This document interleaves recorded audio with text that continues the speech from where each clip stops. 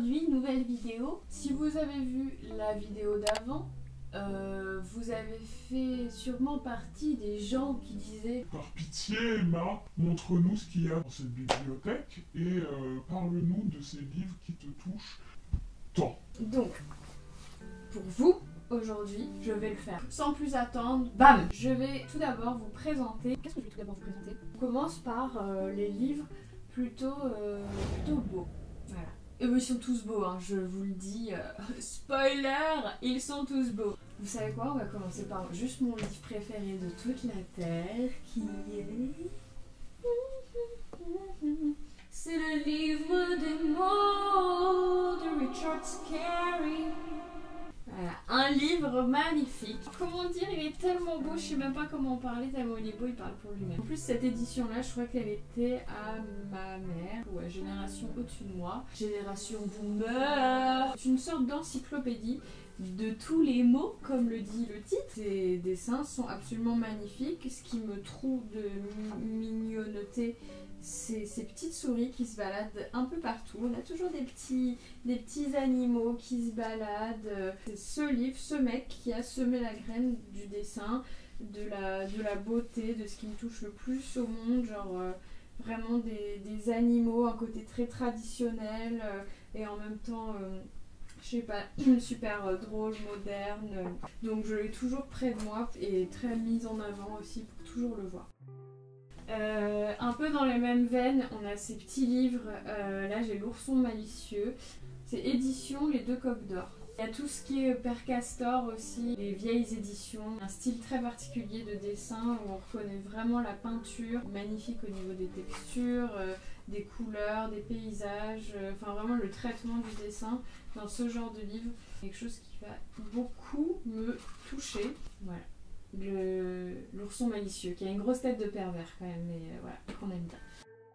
Je vais montrer Le Talisman du Loup. C'est un livre de chez Gallimard Jeunesse et qui est plutôt récent, écrit par Myriam Daman et Nicolas Dijard, et c'est surtout illustré par Julia Sarda. C'est une illustratrice incroyable qui a un univers hyper chargé de magie, d'inspiration culturelle super variée, très riche, motifs un peu roumains. Il y a vraiment toute une imagerie comme ça qui me touche tellement, un peu russe, un peu de l'Est quoi dans l'idée. Ça c'est juste magnifique, toute cette iconographie là. Julia Sarda, grosse référence. J'ai que ce livre d'elle, rien que sur Instagram, c'est absolument magnifique ce qu'elle fait. Que je vous conseille à fond son travail.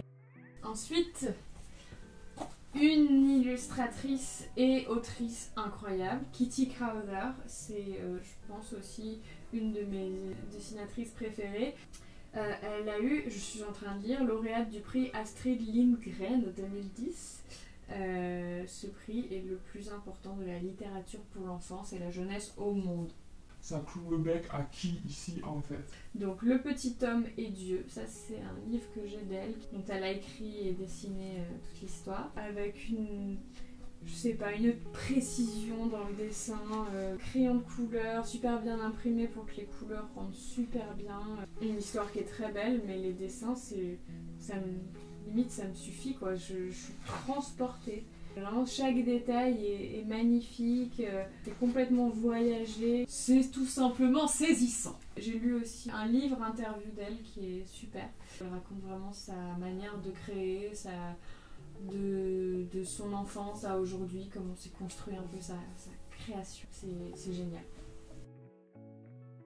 Alors, je passe aussi aux éditions Mémo. Donc là, c'est La visite de Junko Nakamura. C'est un livre sans texte, ce sont juste des images, très poétiques, ça se passe dans la nuit. Je suis pas sûre de même l'avoir saisi, mais c'est un livre pour enfants où juste, je pense, on regarde et on imagine ce qui se passe.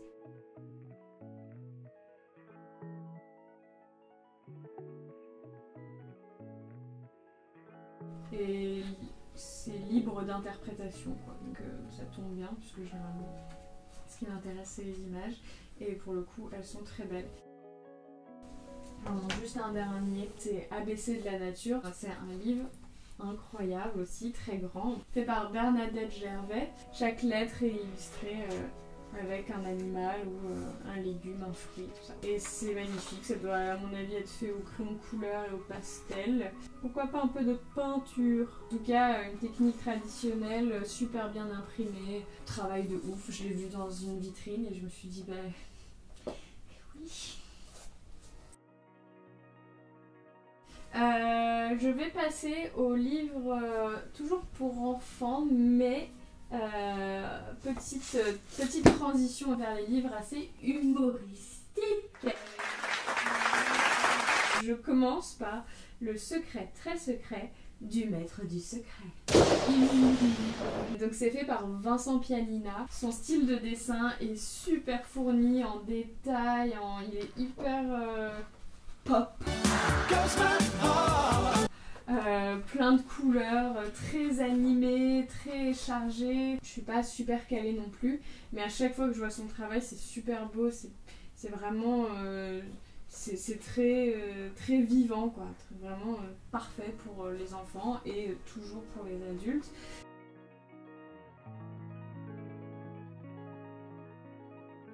Et donc ce livre, en fait, il est génial parce que c'est un peu un livre où tu suis le héros.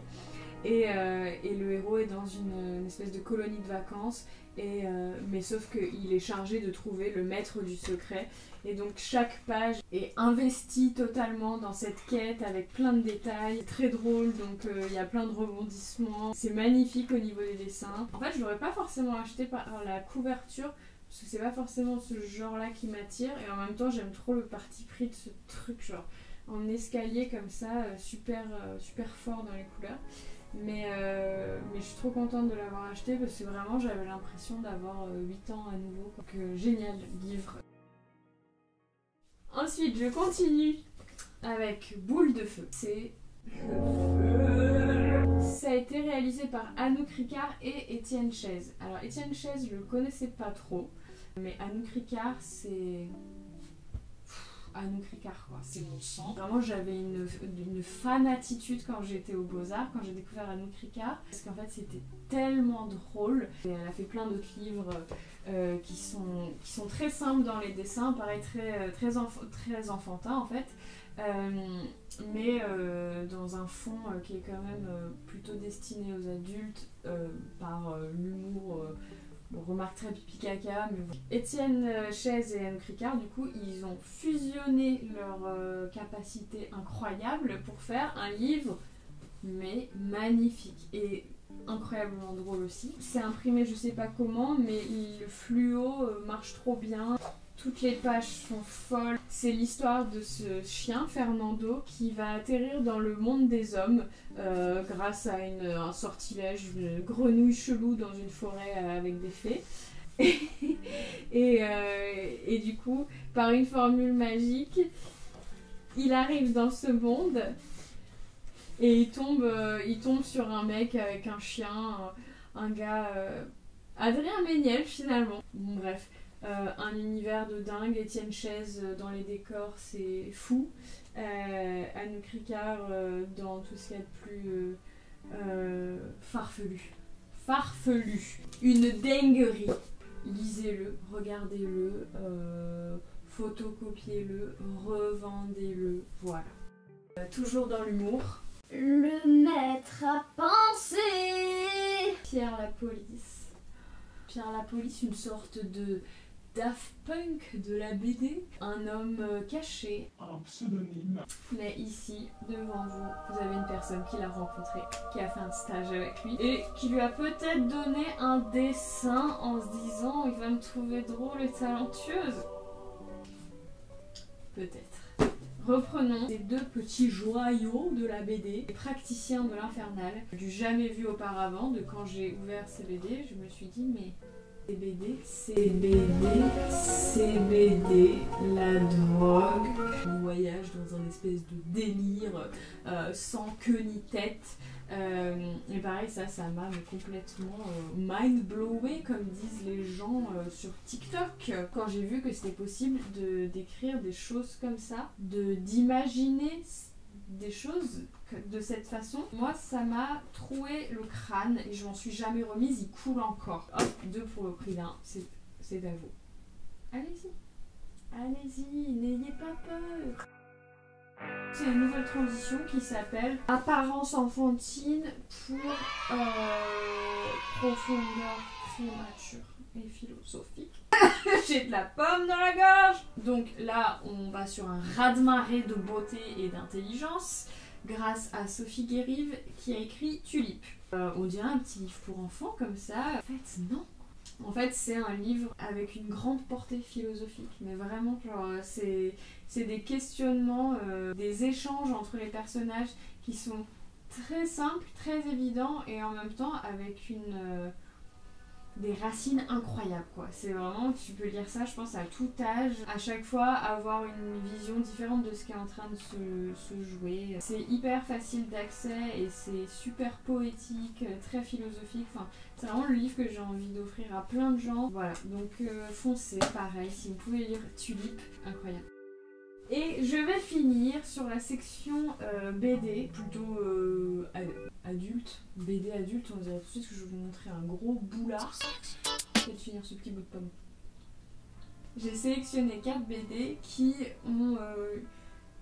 ont eu un impact un peu sur ma vision du dessin, des histoires et de qu'est-ce qu'on peut faire en BD en fait. L'ouverture de la bande dessinée. Je vais commencer avec celui que j'ai, enfin le plus ancien que j'ai lu de ces 4 BD, qui est California Dreaming de Pénélope Bagieux, parce que je ne pouvais pas faire une vidéo de mes coups de cœur sans parler de Pénélope Bagieux, même si elle n'a pas besoin de mon coup de pouce pour être mise en avant, car on la voit partout. Mais je trouve que California Dreaming, c'est pas celle qu'on a vu le plus d'elle. Elle retrace l'histoire de Mama Cass, qui fait partie du groupe de Mamas and de Papas. Groupe que je connaissais pas très bien, enfin même très mal, juste on connaît la chanson quoi. C'est un travail qui m'a complètement conquise parce que toujours ce qu'on voyait au début, cet attrait pour la matière, pour le coup de crayon, de peinture, de pastel, de voir le travail, ça dégage quelque chose de plus vivant, etc. Ça, c'est tout fait au crayon. Il y a une super puissance, profondeur, vibration dans ces dessins-là. Ça m'a vraiment marqué et je trouve que ça a vraiment servi énormément le dessin, l'histoire, le personnage qui en plus a l'air d'être, Mama Cass, elle a l'air d'être genre super vibrante quoi comme personne. Et donc quand j'ai vu cette BD, ça m'a donné envie de dessiner tout simplement. Souvent ça fait ça quand on voit des très belles choses, on a envie de dessiner. Ensuite, je vais vous montrer Journal de Julie Delporte. C'est une dessinatrice et autrice de BD du coup, que je connais pas vraiment. Dans les librairies, je le voyais régulièrement.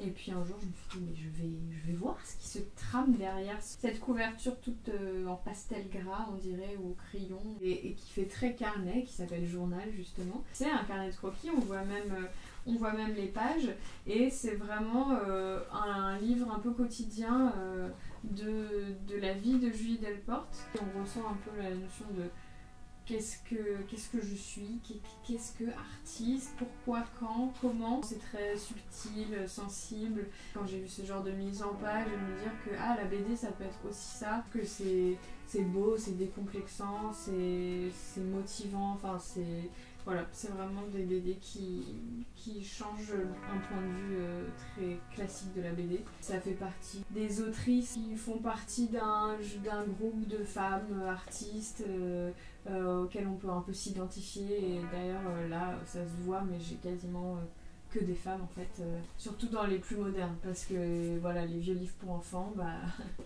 est-ce que ça a un lien? Mais peut-être il y avait moins de femmes, ou en tout cas j'en vois moins dans ce que j'ai récupéré, dans ce que je vois dans les brocantes, alors que ce que j'achète maintenant, c'est franchement quasiment que des femmes, et c'est même pas forcément voulu, c'est juste que c'est des livres et des créations que je vois de plus en plus qui, comme par hasard, me parlent ou m'intéressent.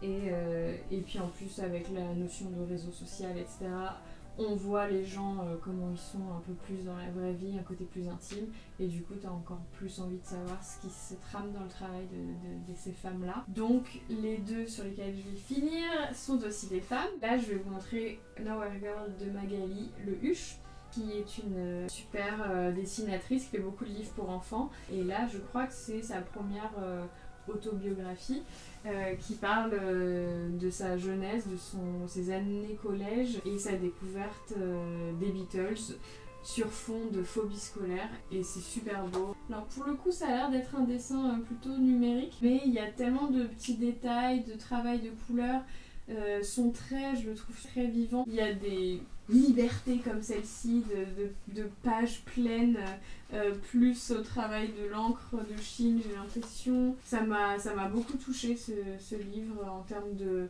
raconter sa vie en tant que jeune fille, puis femme, quoi. C'est très beau, ça parle de passion et c'est passionnant. Et maintenant, nous finissons avec la grande, la magnifique, la génialissime Catherine Meurice. Trop forte. Si vous ne la connaissez pas, elle était dessinatrice à Charlie Hebdo. Je l'ai connue par sa BD justement qui s'appelait La Légèreté et qui parle des attentats de Charlie et puis du Bataclan. Elle a été épargnée, mais évidemment voilà, pas épargnée psychologiquement, et donc dans La Légèreté, elle essaye de retrouver la beauté et de s'alléger en allant essayer de se créer un syndrome de Stendhal en Italie pour se purger à la beauté, quoi. Et là, cette année, elle a sorti La jeune femme et la mère, qui est issue encore d'une résidence, cette fois au Japon. Donc en plus, à chaque fois, elle me donne tellement envie de voyager, de voir de nouvelles choses. C'est un peu sous forme de conte, donc au début, elle se dit ok, ça doit être réel, autobiographique. Elle croise rapidement un tanuki qui lui apprend un peu la manière de peindre au Japon, qui lui parle de la nature. Donc voilà, là, on passe dans un truc un peu fantasmagorique. Elle vient au Japon pour recharger sa banque d'images, un peu de réinventer toute son imagerie et son dessin. Ce qu'elle fait de manière incroyable, parce que vraiment elle a une manière de peindre des paysages, de raconter sa manière de voir les choses, c'est assez incroyable. Voilà, on a fait le tour de tous les livres que j'avais envie de vous montrer et ce n'est qu'une petite partie. J'espère que vous avez pu découvrir des choses ou revoir des livres. Je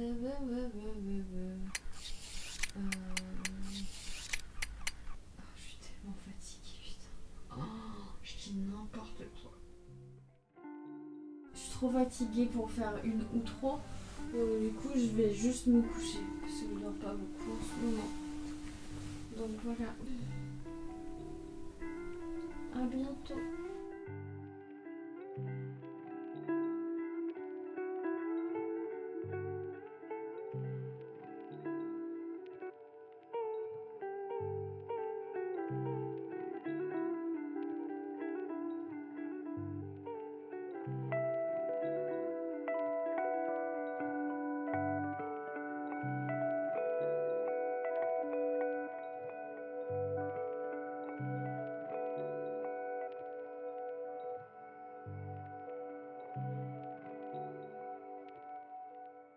Qu'est-ce que vous faites là?